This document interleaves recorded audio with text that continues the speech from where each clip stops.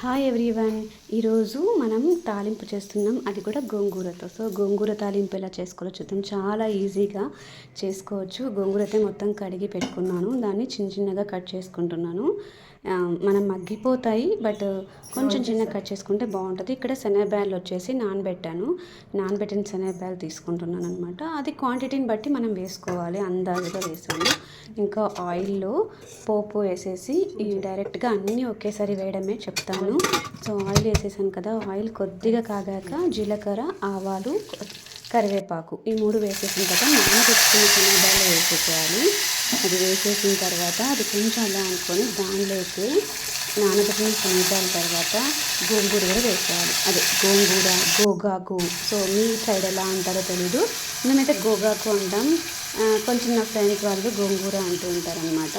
So శనగబ్యాలు వేసేసిన తర్వాత దాంట్లోకి సన్నగా తరిగి పెట్టుకున్న ఆనియన్స్ వేస్తాను. ఇప్పుడు ఆకైతే వేస్తున్నాను. సో ఇదంతా వేసేసాం. ఇక్కడ కారంకి కూడా కారం వేయలేదు అనుకోవద్దు, కారం వేస్తున్నాను. ఈ కారం ఏంటంటే ఇక్కడ చూస్తున్నారు కదా, ఇది మిర్చి, coconut, fresh coconut and salt అన్నీ వేసి గ్రైండ్ చేసిందనమాట. ఇదైతే ఇక్కడ వేసేసుకున్నాను. అన్నీ ఒకేసారి మీద అది అయిపోయాక ఇది అయిపోయాక అది అలా వెంటనే వేసేసుకున్నాం అనమాట. ఇంకంతే, ఇదంతా మిక్స్ చేసుకోవాలి. ప్రాపర్గా మిక్స్ చేసుకున్న తర్వాత కొద్దిసేపు హీట్ మీద పెట్టుకొని కొంచెం పసుపు వేసుకోవాలి. మీకు సాల్ట్ ఒకవేళ తగినంత ఇంకా ఏమైనా కావాలి అనుకుంటే యాడ్ చేసుకోవచ్చు. ఇదంతా కొంచెం వేగాలన్నమాట, అంతే. సో అంతా వేగిపోయింది, ఆల్మోస్ట్ డన్.